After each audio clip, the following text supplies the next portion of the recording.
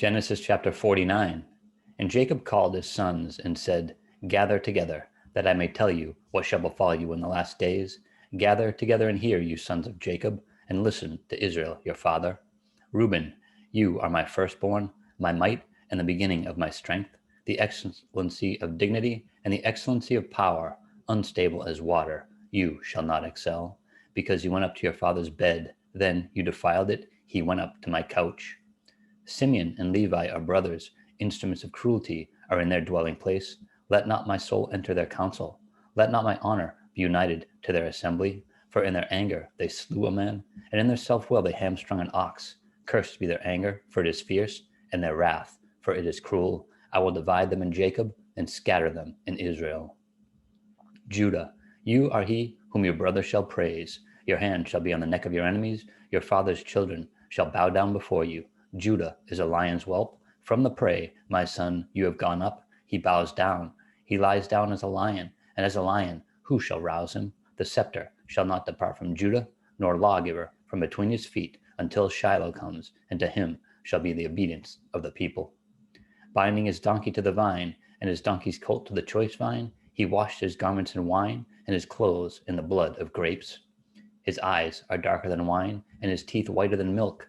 Zebulun shall dwell by the haven of the sea. He shall become a haven for ships, and his border shall adjoin Sidon.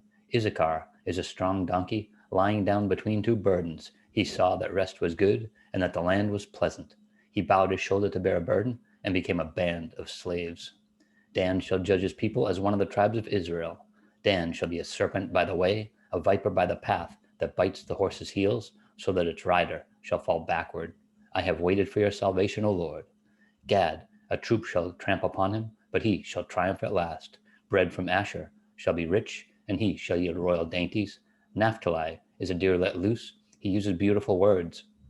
Joseph is a fruitful bough by a well. His branches run over the wall. The archers have bitterly grieved him, shot at him, and hated him. But his bow remained in strength, and the arms of his hands were made strong by the hands of the mighty God of Jacob. From there is the shepherd, the stone of Israel.